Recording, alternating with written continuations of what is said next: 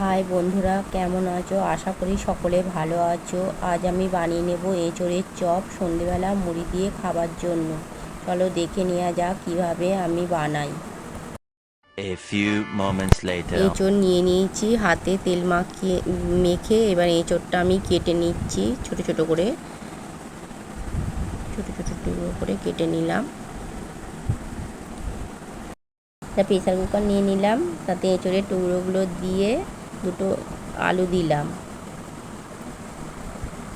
নুন দিলাম, হলুদ দিলাম, প্রেসার কুকার আটকে দুটো সিটি দিয়ে নেব। শুকনো লঙ্কা দুটো দিয়ে এবার লবঙ্গ, দারচিনি, এলাচ আর একটু জিরে দিয়ে ভালো করে ভেজে নেব শুকনো খোলায়।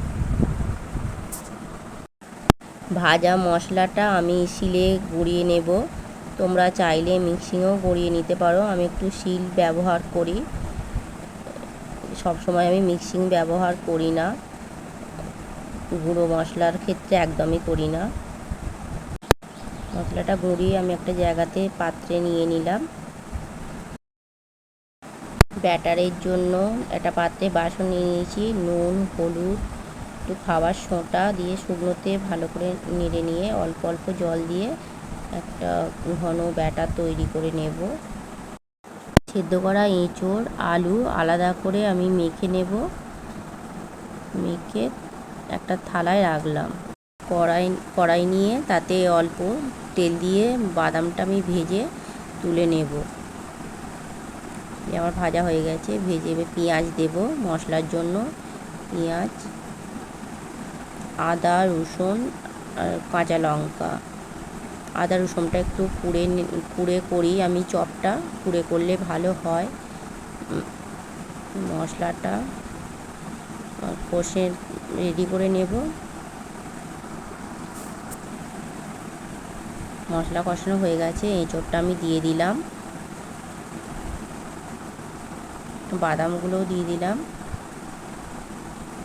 আলুটাও দিয়ে দিলাম,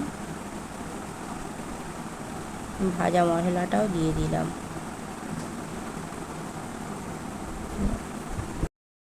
পুরটা আমার রেডি হয়ে গেছে, একটা থালাতে ঠান্ডা করতে দিয়েছিলাম, ঠান্ডা হয়ে গেছে। গোল গোল করে চপের আকারে করে নিলাম।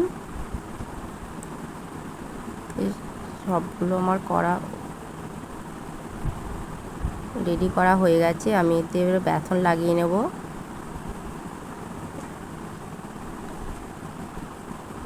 বেসন লাগিয়ে নেওয়া হয়ে গেছে। এবার কড়াতে ভাজার জন্য তেল দিয়ে দিয়েছি, গরম তেল একটু ব্যাটারে দিয়ে দেব যাতে চপের গাটা মুচমুচে হয়। এবার ভাজার জন্য তেল গরম হয়ে গেছে, দিয়ে দিলাম।